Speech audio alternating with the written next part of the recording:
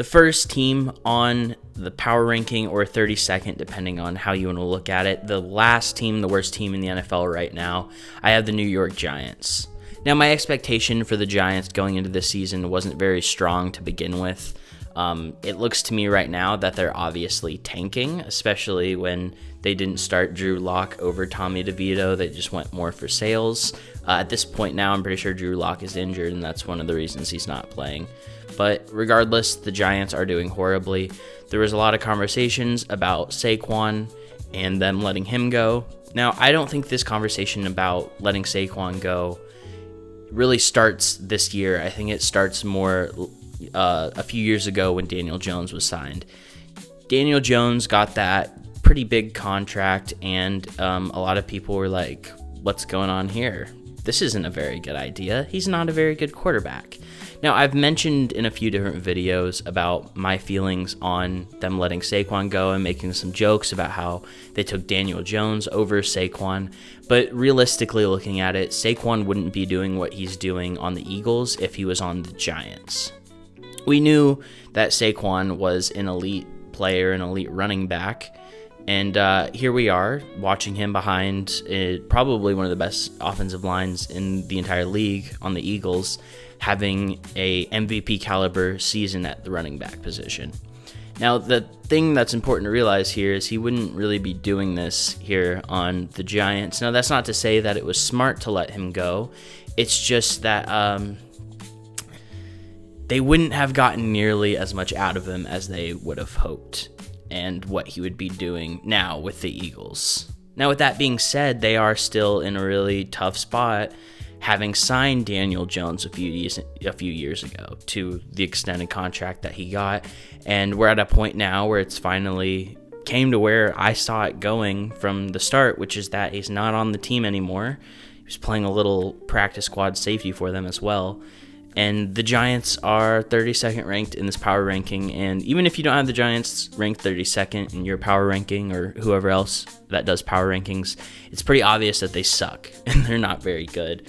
One of the other points about this team, just talking about the structure of it, the O-line's still really bad. The weapons are bad, other than Malik Neighbors, who's been a really bright spot on this team as long as the season started. He's been their number one target when they do have him as a number one target, and he's been really dangerous when they do lean into him, and they haven't leaned into him as much as I'd like to this season.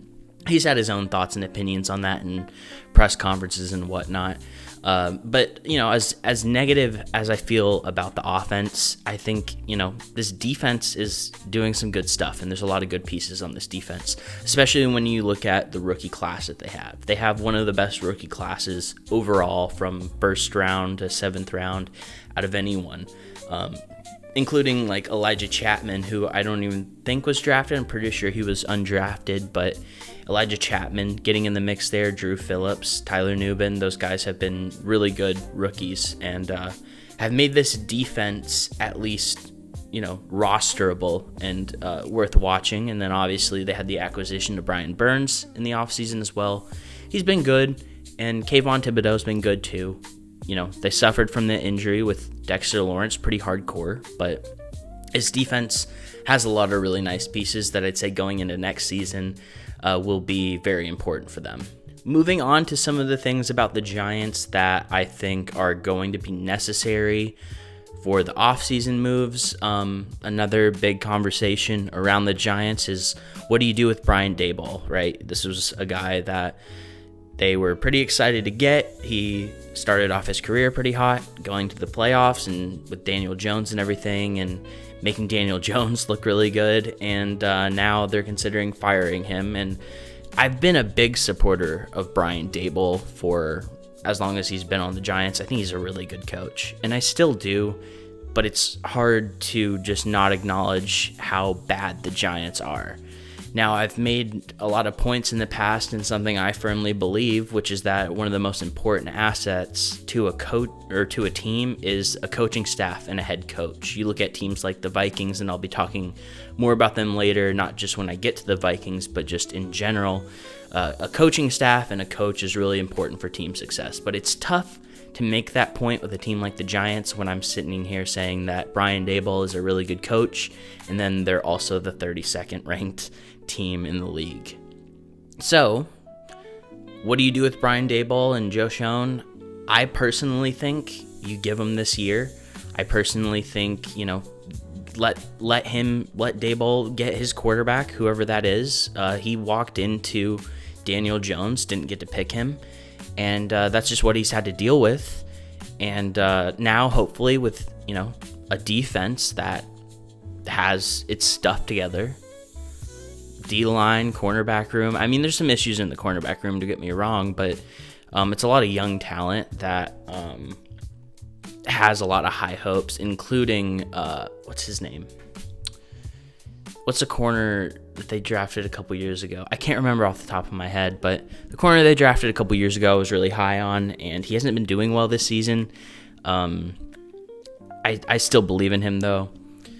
Now, with the offense, it really is just going to come down to getting yourself a quarterback for Brian Daboll to bring up, and it's going to have to be someone that you think can make an impact in year one, because Brian Daboll is only going to have this next season. If he does get it, we still don't know if they're going to fire him at the end of the season or anything, but if they let him finish the season, go into the offseason with him, let him draft a quarterback, it's as soon as the owners want to press that red button and let him go, because they're 2-4 at the start of next season, they're going to press that button. So it's going to have to be someone you're sure on.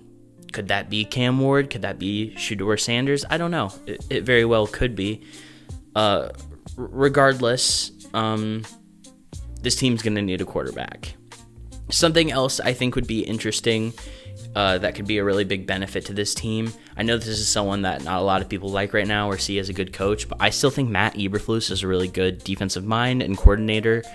He did a lot of good stuff in Chicago on the defensive side of things. He's probably not a head coach, probably not a guy that has that caliber or esteem to be a head coach. Maybe in a few years, I don't know. He had a lot of issues as a head coach in Chicago, but that doesn't change the fact that he's a really good defensive mind. So I think it would be interesting if Matt Eberflus went to the New York Giants and just worked there as a defensive coordinator for them, and keep Brian Daboll as the offensive guy, let him focus on that, let Eberflus focus on the defense. That would be fantastic for them, I believe.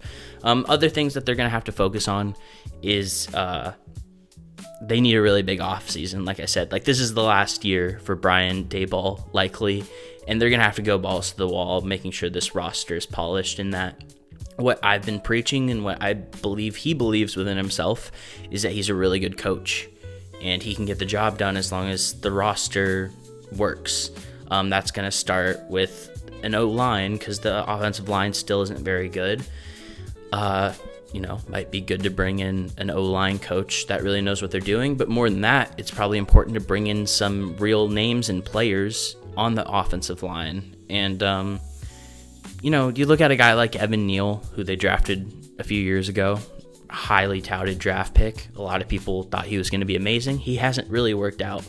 Now this season, he's gotten a lot better, I think so, but not enough that I'm not going to find someone to replace him, if that makes sense. And as I mentioned before, there's a lot of really nice young pieces in this cornerback room, but they still really are going to have to fill that out. And, I think a veteran presence would be awesome in there.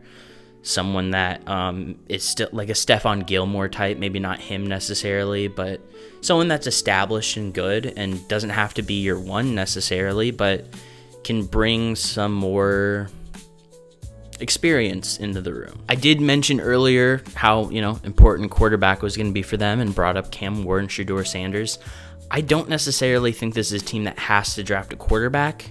I could see them, especially since I was mentioning that this is the 8th year for Daboll, I could see them getting someone like Sam Darnold in free agency if the Vikings don't sign him back. Someone that's, a bridge quarterback isn't even the right term for Sam Darnold, but someone of that caliber that you already know is a good quarterback. You already know has proved what they can do, instead of a rookie that's going to take a little bit of time to develop. So I don't necessarily think that the Giants have to go quarterback in the draft. I do think they have to get a quarterback, whether that's free agency or trade or whatever. Not Aaron Rodgers, though. Please, not Aaron Rodgers. I guess we'll just keep him in New York. But definitely need to get a quarterback, because I also think it would be awesome if they got someone like Travis Hunter in the draft. I'll probably have a reason to bring this up later, and this is a little bit irrelevant to the Giants necessarily, but I think a lot of questions are asked about what is Travis Hunter going to play in the NFL.